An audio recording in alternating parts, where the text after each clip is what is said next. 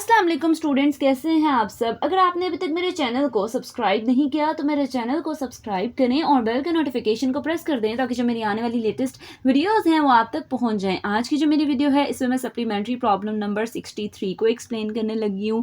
काफ़ी ज़्यादा मुश्किल क्वेश्चन नहीं है क्योंकि हम लोगों ने डायरेक्शनल डेरिवेटिव वाले क्वेश्चन प्रीवियस भी कह ले काफ़ी ज़्यादा क्वेश्चन थे उसमें एक्सप्लेन कह ले मैं कर चुकी हूँ और जो है मतलब यह है कि हम ये पढ़ चुके हैं डायरेक्शनल डेरिवेटिव वाले क्वेश्चन। तो हम लोगों को इसमें भी प्रॉब्लम कह लें इतनी ज़्यादा नहीं होगी, इजी क्वेश्चन है। तो फर्स्ट ऑफ ऑल इसकी जो कह लें स्टेटमेंट है उसको रीड करती हूँ। क्या लिखा हुआ है, find the directional derivative of p is equal to 4 e function है और इसके ऊपर लिखा हुआ है 2x minus Y plus z।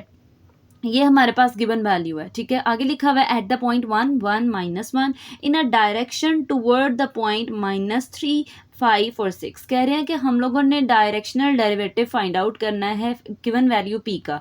अब जो p वैल्यू है वो एक स्केलर क्वांटिटी है, ठीक है। तो मतलब अगर ये IJK की फॉर्म में नहीं है तो हमें पता लग रहा है ये कोई सी स्केलर वैल्यू है, ठीक है। नेक्स्ट क्या लिखा हुआ है एट द पॉइंट, और उसने पॉइंट भी बता दिया है कि 1 1 और -1 पुट करके आपने इस स्केलर जो फंक्शन है उसका डायरेक्शनल डेरिवेटिव फाइंड आउट करना है। आगे लिखा हुआ है in a direction toward the point, और उसके अलावा उसने एक और पॉइंट दे दिया और उसने कहा है कि इसकी तरफ डायरेक्शन जो है वो इस पॉइंट की तरफ है। हमने बेसिकली वो चीज़ फाइंड आउट करनी है। एक तो वो पॉइंट जो है हम लोगों ने जो डायरेक्शन है वो फाइंड आउट करनी है, मतलब यूनिट वेक्टर फाइंड आउट करना है, और इसके अलावा del gradient of p find out करना है। डायरेक्शनल डेरिवेटिव के लिए ये दो चीज़ें मतलब हमें पता होनी चाहिए। तो सबसे पहले हम क्या करेंगे, हम लोगों ने जो ग्रेडियंट है, ग्रेडियंट ऑफ p मतलब डेल p फाइंड आउट करना है। तो इसका सोल्यूशन स्टार्ट करने से पहले देखें क्या लिखा हुआ है, let's compute the gradient of p। हम लोगों ने सबसे पहला काम क्या करना है कि gradient of p find out करना है। तो p मैंने एज इट इज़ लिखा जो गिवन क्वेश्चन है, उसके बाद मैंने डेल ऑपरेटर अप्लाई कर देना है। डेल ऑपरेटर अप्लाई कर दिया। अब हमारे पास डेल की जगह partial over partial x i cap plus partial over partial y j cap plus partial over partial z k cap, और साथ एक स्केलर वैल्यू है। अब ये वैल्यू इन तीनों वैल्यूज़ के साथ सेपरेटली मल्टीप्लाई हो जाएगी। जब मैं इसको सेपरेटली मल्टीप्लाई करके सिर्फ लिख देना है ब्रैकेट्स में, जिस तरह से यहाँ पे लिखा गया है, i कैप बाद में, j कैप बाद में, k कैप बाद में, और पार्शियल ओवर पार्शियल x पहले, पार्शियल ओवर पार्शियल y भी पहले, और पार्शियल ओवर पार्शियल z वाली जो टर्म है वो भी पहले लिखी जाएगी।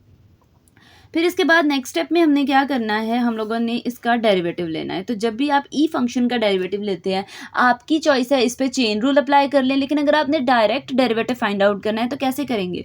जैसे मेरे पास 4x स्केलर नंबर है, ये पहले आ जाएगा। E function as it is, मतलब अगर हम लोग डिफरेंट डेरिवेटिव लेते हैं तो किस तरह से लिया जाता है, ई फंक्शन एज इट इज़ और इसकी जो पावर है उसका डेरिवेटिव लेते हैं। अगर पावर है और उसका डेरिवेटिव लें तो पार्शियल ओवर पार्शियल एक्स के रिस्पेक्ट से लेंगे। तो एक्स के रिस्पेक्ट से जब डेरिवेटिव लिया जाएगा तो 2 आ जाएगा, x की जगह 1 आ जाएगा, 1 लिखा नहीं जाता, 2 मल्टीप्लाई बाय 1 2 ही आएगा। तो यहाँ पे इसका डेरिवेटिव 2 आ जाएगा, साथ i कैप आ गया। सिमिलरली हमने जब इस तरह से लेना है 4 e function as it is और इसकी पावर का डेरिवेटिव, मतलब y के रिस्पेक्ट से क्या डेरिवेटिव आएगा -1, और फिर जब मैं z के रिस्पेक्ट से करूँगी तो 4 e function as it is और z के रिस्पेक्ट से +1 आ जाएगा और साथ k आ जाएगा। फिर सेकेंड स्टेप में क्या करना है, इस कॉन्स्टेंट नंबर को इस कॉन्स्टेंट नंबर के साथ मल्टीप्लाई कर देना है। 4 को अगर मैं 2 से मल्टीप्लाई कर दूँ तो 4 2 टाइम 8 हो जाएगा, e function as it is i cap. फिर +4 को -1 से मल्टीप्लाई करें, -4 e function as it is j cap, +4 को मल्टीप्लाई कर दे 1 के साथ 4 आ जाएगा, साथ ई फंक्शन साथ k कैप आ जाएगा। ये मेरे पास वैल्यूज़ हैं। अब इन तीनों वैल्यूज़ में देखें ई फंक्शन जो है वो तीनों में आ रहा है, तो क्या मैं ऐसे कर सकती हूँ इन तीनों से ई फंक्शन कॉमन ले लूँ। जब मैं इसमें से कॉमन लूँगी तो कॉमन लेने के बाद मेरे पास कुछ इस तरह से टर्म्स आएंगी। ज़रा देखिए मेरे पास वैल्यूज़ किस तरह से आएंगी। ई फंक्शन एज इट इज़ आ जाएगा, और मतलब ई फंक्शन पहले लिखा जाएगा और जो ब्रैकेट के अंदर वैल्यूज़ हैं 8 i cap -4 j cap +4 k cap हो जाएगा। ये मेरे पास ई फंक्शन आ गया।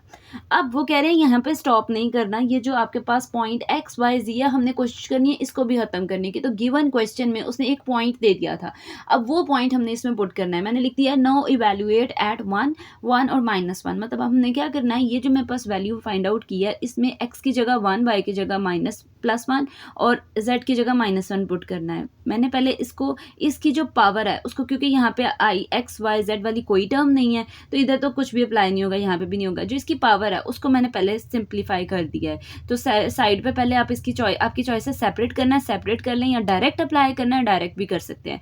2 को मल्टीप्लाई करें 1 से 2 आ जाएगा, -1 क्या हो जाएगा -2, 2 -2 0 हो जाएगा। और अगर इसको अप्लाई करें ई की पावर, यहाँ पे अगर इस पूरी टर्म का आंसर क्या आ गया है 0, तो ई 0 क्या हो जाएगा 1 हो जाएगा, ठीक है। और ये मैंने बता दिया है कि जब भी किसी भी कह लें नंबर की किसी भी हमारे पास कोई वैल्यू है, उसका पावर 0 अगर लें तो वो हमेशा 1 के इक्वल होता है, ठीक है। वो हमेशा 1 के इक्वल होती है। तो हमारे पास क्या आ जाएगा, जो 3 डॉट्स हैं वो किसको रिप्रेजेंट कर रहे हैं, ए की power 0 is equal to 1।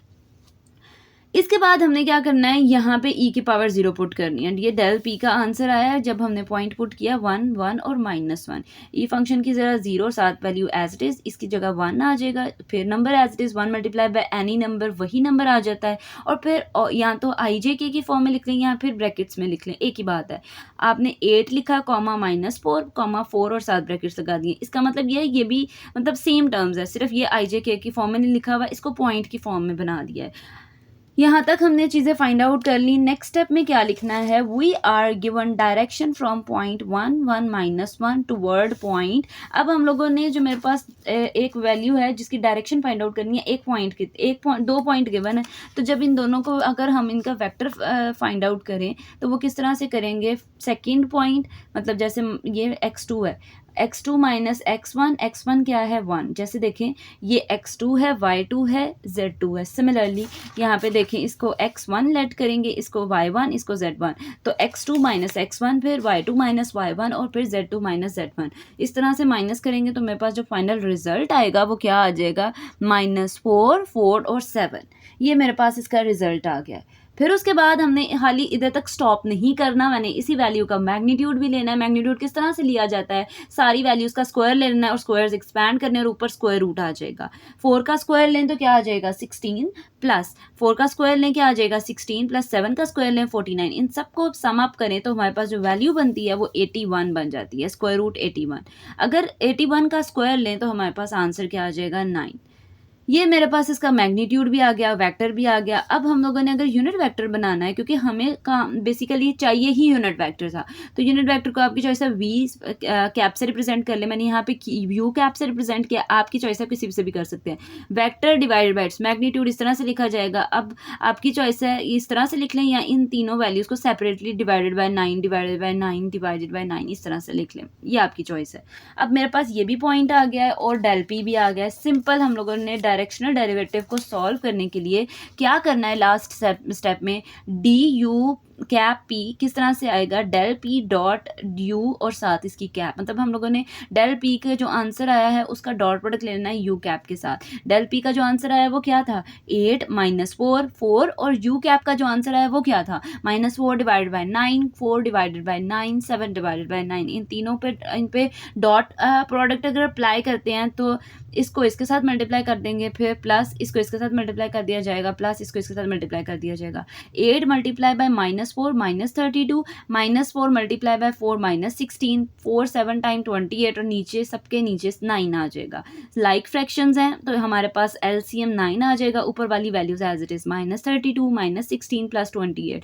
Some up करें, आपका जो फाइनल रिजल्ट आएगा वो क्या आ जाएगा -20/9 और ये ही आपका क्या है फाइनल आंसर। तो जो चीज़ हम लोगों ने फाइंड आउट करनी थी, हमने basically directional derivative find out करना था, वो हमने फाइंड आउट कर लिया है। ये थी जी आज की मेरी वीडियो। होपफुली आपको मेरी वीडियो अच्छी लगी होगी। अगर आपको मेरी वीडियो अच्छी लगे तो वीडियो को लाइक करें और सब्सक्राइब करना मत भूलिएगा। तो इंशाल्लाह जो नेक्स्ट वीडियो होगी वो फर्दर सप्लीमेंट्री प्रॉब्लम से रिलेटेड होगी। तो तब तक के लिए अल्लाह हाफिज़।